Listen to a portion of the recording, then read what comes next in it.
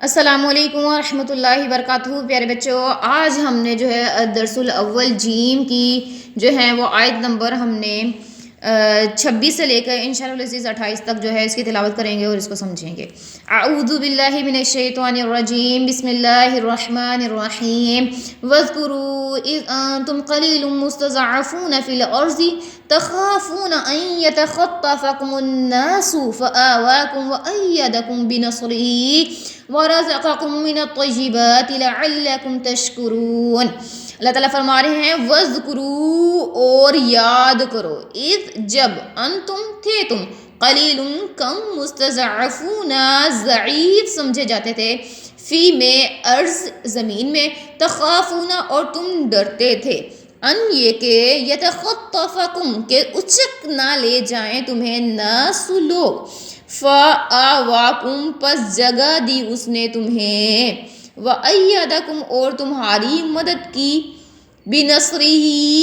اور تمہاری جو ہے وہ اپنی مدد کے ساتھ، ایدکم تمہیں تقویت بخشی، بنصرہ اپنی مدد کے ساتھ، ورزقکم اور تمہیں رزق دیا، من سے طیبات پاکیزہ چیزوں میں سے، لعلکم تاکہ تم تشکرون تاکہ تم اس ذات کا شکر ادا کر سکو۔ جی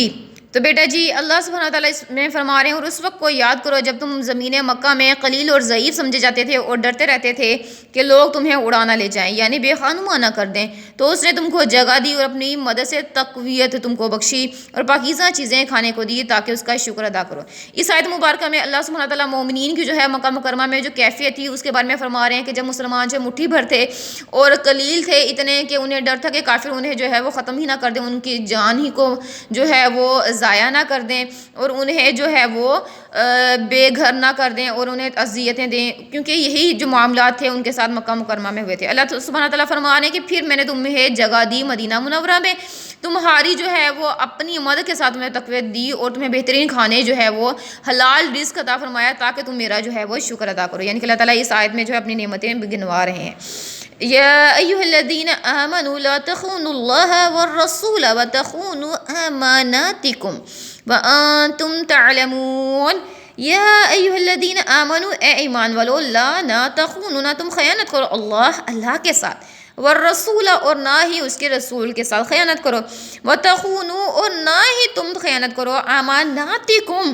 یعنی کہ اپنی امانتوں کی بھی جو خیانت نہ کرو جو تمہارے پاس کوئی رکھوائے، وانتم اور تم ہو تعلمون جانتے۔ اللہ تعالیٰ فرما رہے ہیں اے ایمان والو، نہ تو خدا اور اس کے رسول پاک صلی اللہ علیہ وسلم کی امانت میں خیانت کرو اور نہ اپنی امانتوں میں خیانت کرو اور تم ان باتوں کو جانتے ہو، یعنی کہ اللہ تعالیٰ کے ساتھ خیانت کیا ہے؟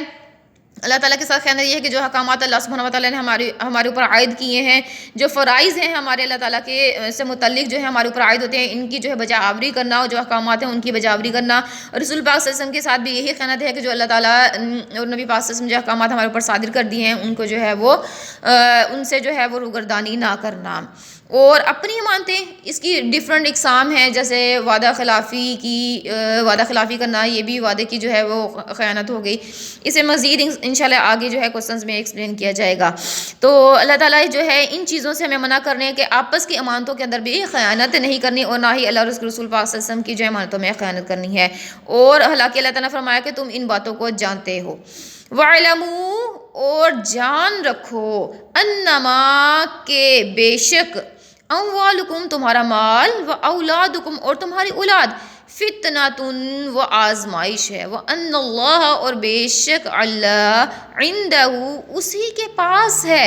اجر ثواب، عظیم بہت بڑا۔ اللہ تعالیٰ فرما رہے ہیں اور جان رکھو کہ تمہارا مال اور اولاد بڑی آزمائش ہے، اور یہ کہ خدا کے پاس نیکیوں کا بڑا ثواب ہے۔ اللہ تعالیٰ یہاں پہ جو ہے ایک بڑی ہی کامن چیزیں جو ہماری زندگی میں بہت ہی زیادہ اہمیت رکھتی ہیں ان کے بارے میں فرما رہے ہیں کہ ایک تو مال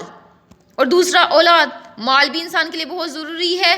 اور دوسری چیز جو ہے اولاد، یہ بھی بہت ہی قیمتی شے ہے. یہ دونوں چیزیں ایسی ہیں جن کے بغیر بعض اوقات لگتا ہے کہ زندگی ادھوری ہے اور زندگی نامکمل ہے. اب جب مال کی بہتات ہوتی ہے، جب مال وافر مقدار میں ہوتا ہے، تو یہ بھی جو ہے آزمائش بن جاتی ہے. اور اولاد، جب اللہ تعالیٰ اولاد کی نعمت سے نوازتا ہے اور بندہ اسی کی آؤ بھگت میں، اسی کے دیکھ بھال اور اس کی پرورش میں اتنا مگن ہو جائے کہ اسے اللہ تعالیٰ کی عبادت ہی کا موقع نہ ملے یا اپنے وقت نہ نکالے، تو یہ دونوں چیزیں اس کے لیے کیا بن جاتی ہے؟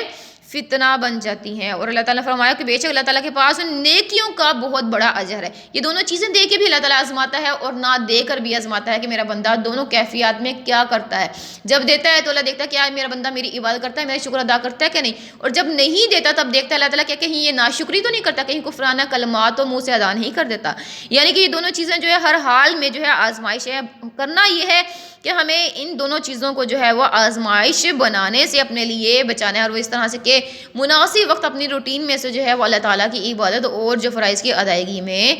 جو ہے اس کو بھی لگانا ہے. جزاکم اللہ خیر. السلام علیکم ورحمۃ اللہ وبرکاتہ.